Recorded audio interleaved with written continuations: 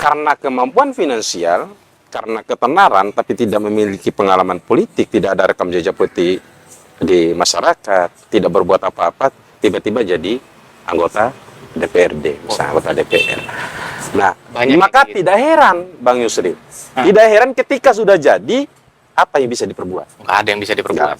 Nggak bisa. Masyarakat ditinggalkan. Saya ingin merubah ya, cara pandang kebanyakan orang bahwa untuk menjadi seorang anggota dewan itu tidak mesti dengan duit yang banyak, ya, tidak mesti dengan latar belakang keturunan yang bagus, tidak. Saya lahir dari masyarakat biasa, masyarakat awam. Keluarga riwayatnya petani. Idealisme ini tetap terjaga dan dijaga. Tidak boleh dibayar, tidak boleh dijual, Bang Yusri. Jangan masuk angin. Nggak boleh. Siap menjadi singa parlemen, Bang. Siap.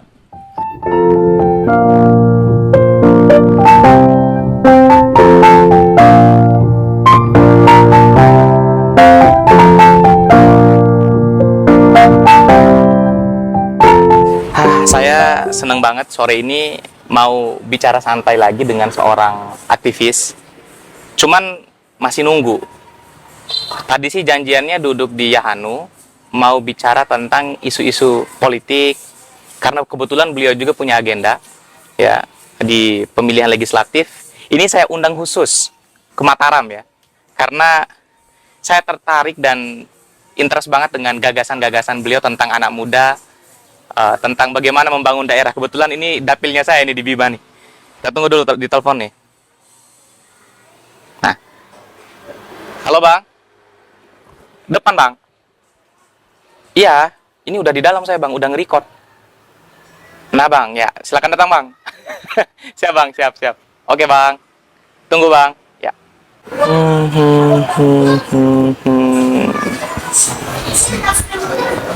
Assalamualaikum. Waalaikumsalam. Adinda Yusri ini. Bang, sehat Bang? Sehat, alhamdulillah. Ayo, Bang, ayo, Bang. Alhamdulillah.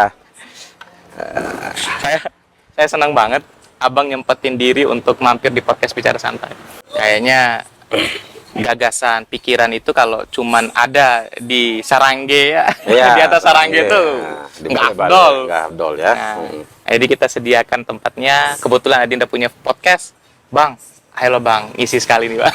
Ya, oke, mantap itu. Saya tertarik soalnya gagasan Abang tentang melihat kembali kebimahan itu Bang. Nah, soalnya kan banyak calon legislatif kita, Ya. itu kan orang-orang yang memang nggak berlatar belakang akademisi, bukan guru. Ini for your information teman-teman, beliau ini pengajar, dosen juga pernah, ya. Sekarang mengabdikan diri di tengah masyarakat dan mau memaksimalkan masuk jalur politik, Bang. Ya. Sekarang partai apa, Bang? Saya alhamdulillah dipercaya oleh Partai Gerindra ya, untuk maju kembali di Pileg tahun 2024 ini di Dapil 5 ya, Dapil Sape Lambu, Kecamatan Sape dan Lambu. Saya kenapa interest banget duduk sama Abang ini sekarang karena banyak yang rekom. Ayo dong, Bang Yusril coba lihat kebimaan. Aktivis harus ngomong nih masuk politik. Saya nanya siapa yang paling recommended untuk itu? Katanya Bang Ma'ruf. Nah Bang Ma'ruf ini DNA-nya DNA aktivis. Ya. Nah, cuman persoalannya Bang, aktivis itu kalau udah masuk ke ruang politik idealisme hilang. Bisa nggak kita jaga idealisme kalau masuk ruang politik tuh Bang? Apapun alasannya dan dalam kondisi apapun idealisme itu tidak boleh hilang. Ya.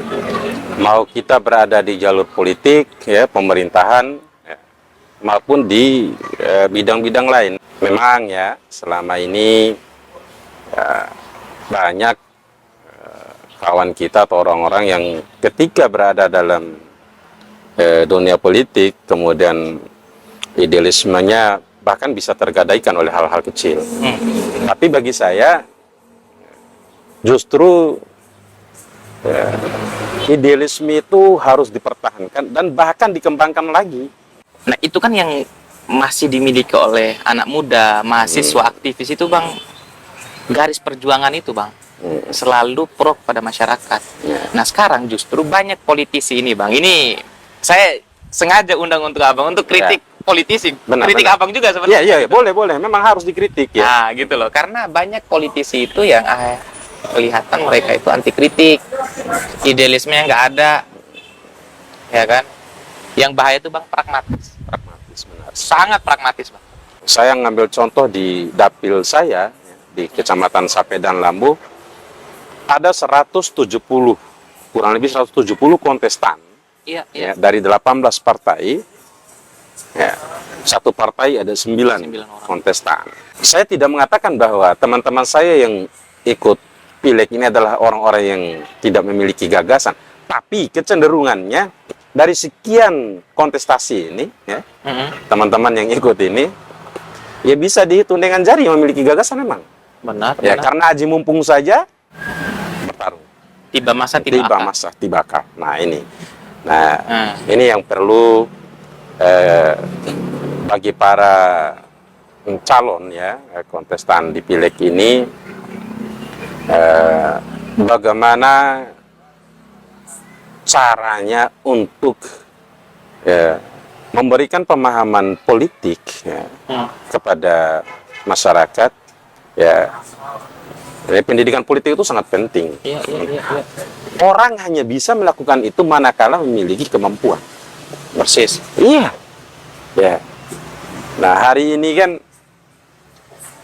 karena kemampuan finansial, karena ketenaran tapi tidak memiliki pengalaman politik, tidak ada rekam jejak politik di masyarakat, tidak berbuat apa-apa, tiba-tiba jadi anggota DPRD, misalnya anggota DPR.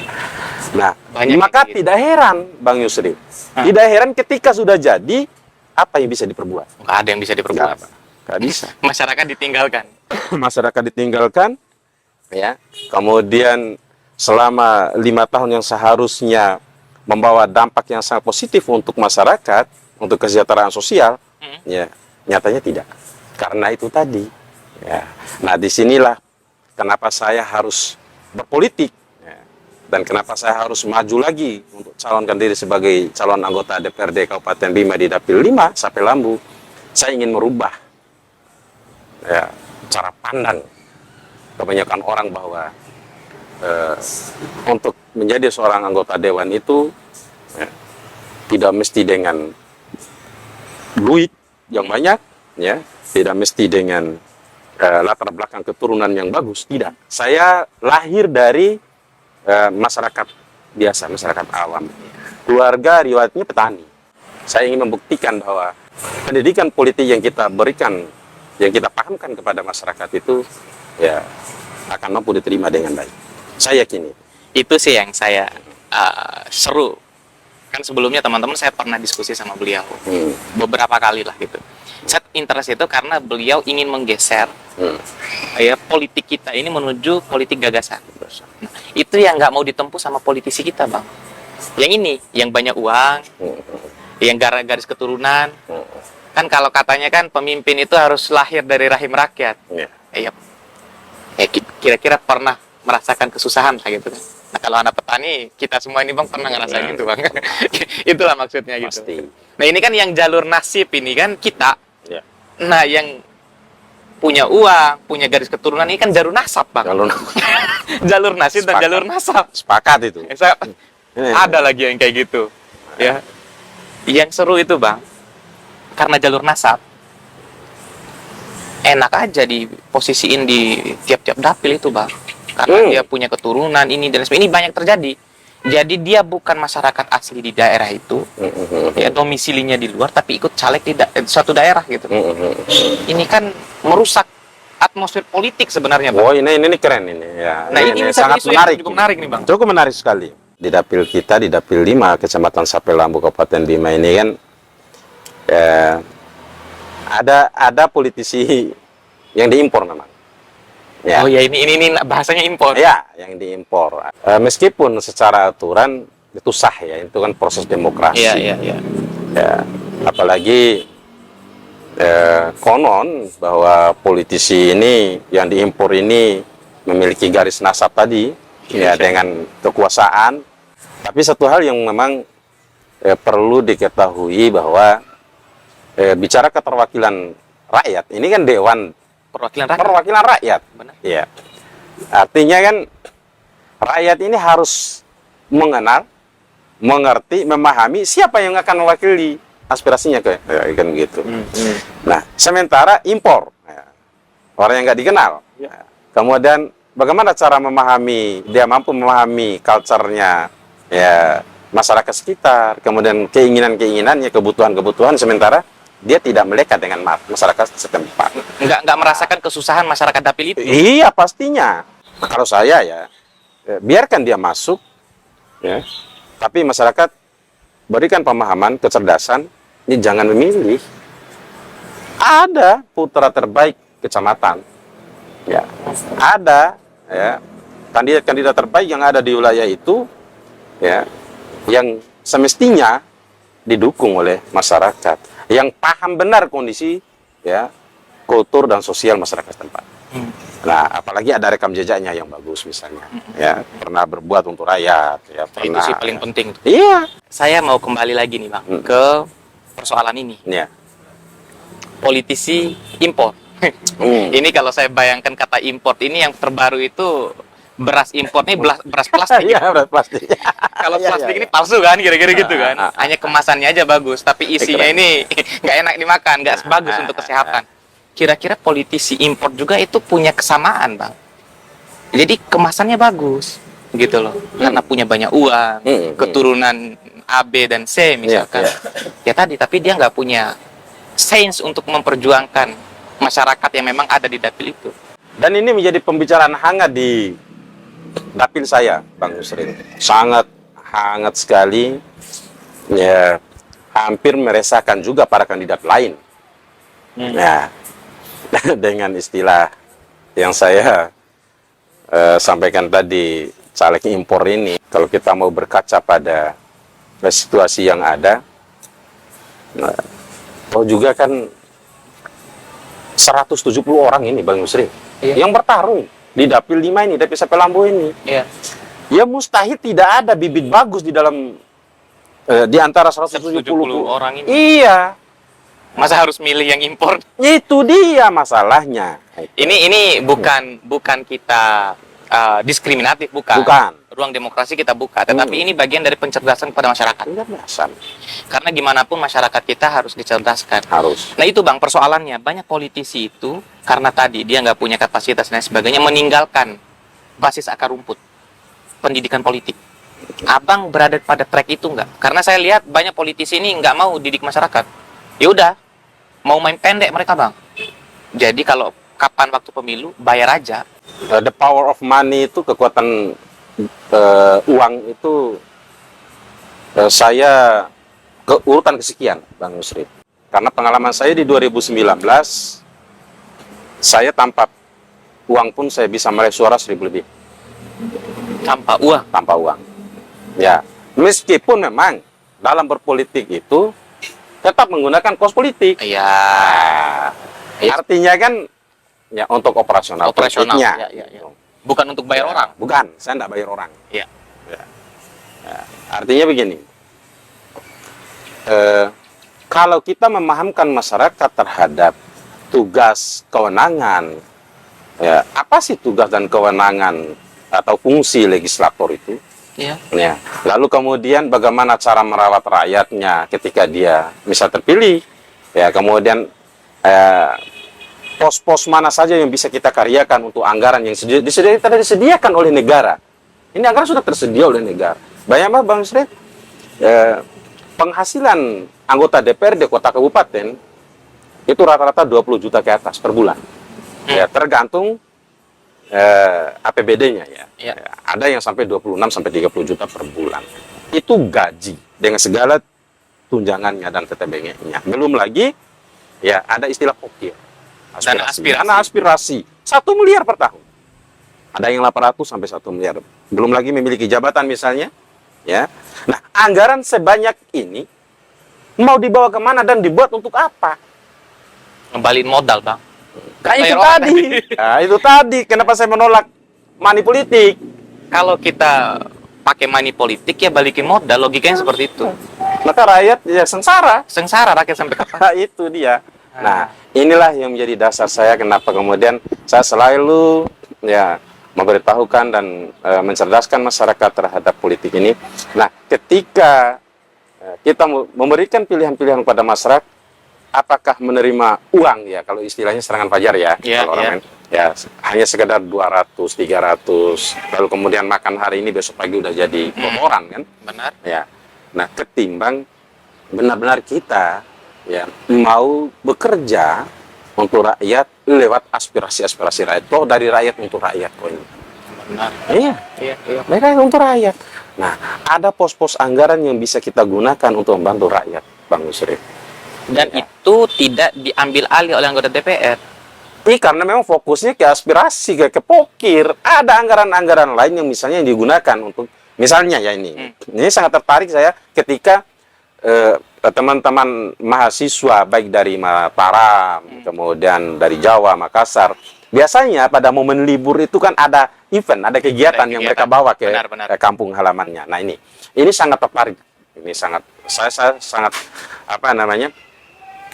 melihat antusiasme teman-teman mahasiswa mengadakan event atau kegiatan demi daerahnya misalnya ya.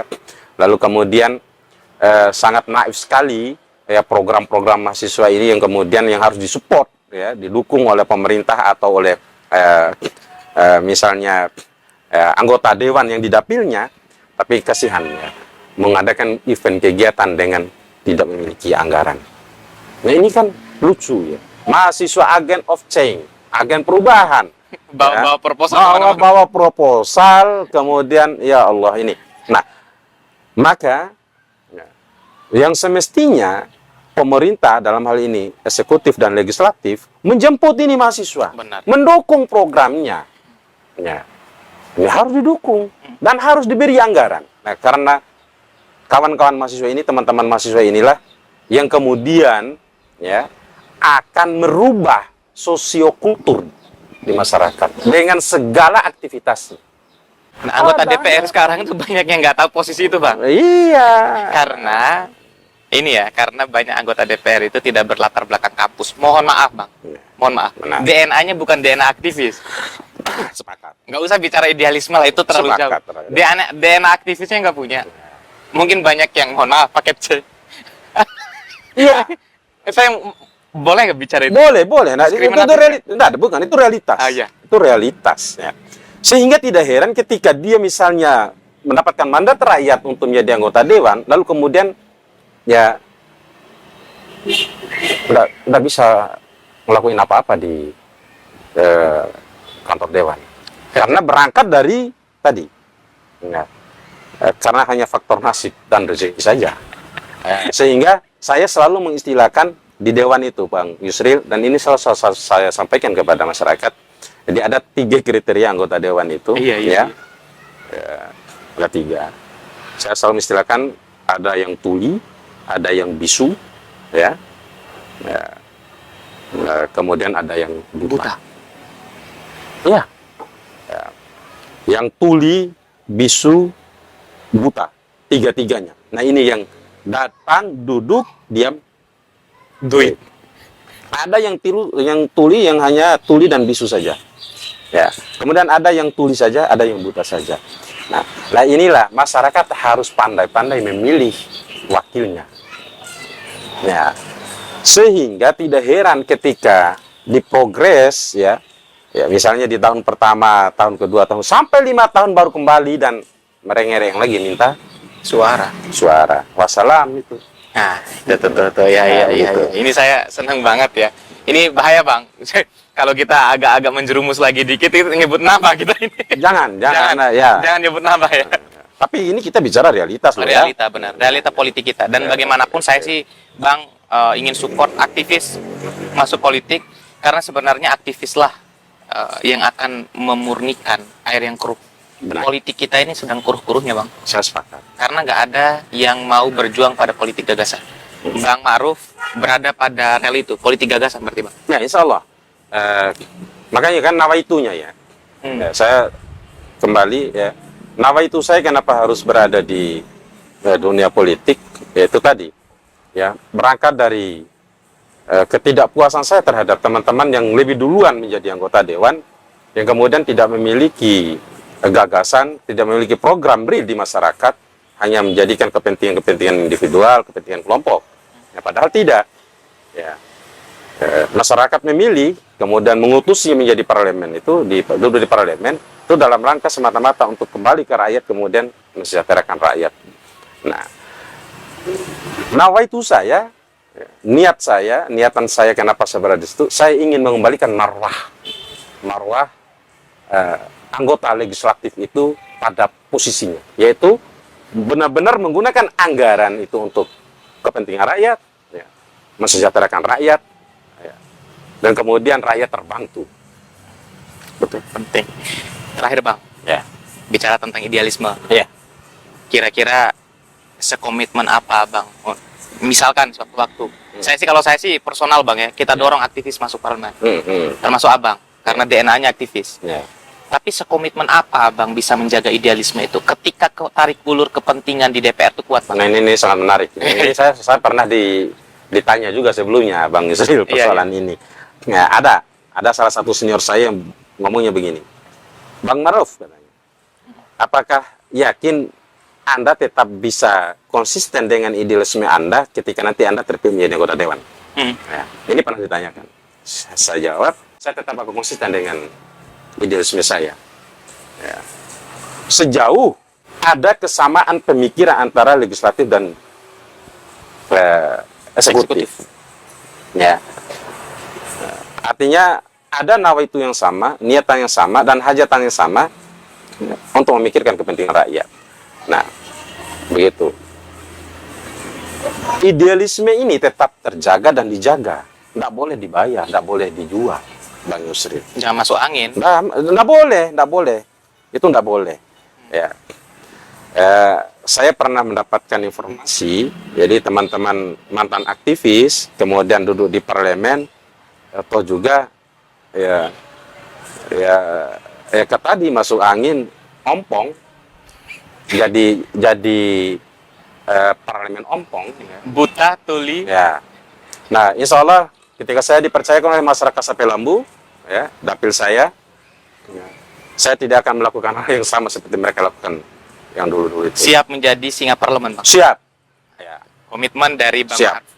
Makasih banyak Bang. Oke. Udah Siap. masuk di podcast Bicara Santai. Oke, Ini kayaknya terima kasih. harus ada part kedua, kita bahas gagasan. Oh ya, itu lebih spesifik itu malah lebih bagus itu. Asik. Dan saya juga berterima kasih Bang Yusril, ini luar biasa. Saya juga berharap dan berdoa Bang Yusril ke depan podcastnya ini tambah berkembang lagi dan bisa mengundang tamu-tamu nasional bahkan internasional. Siap Bang ya. Ya. Yang penting nggak masuk angin.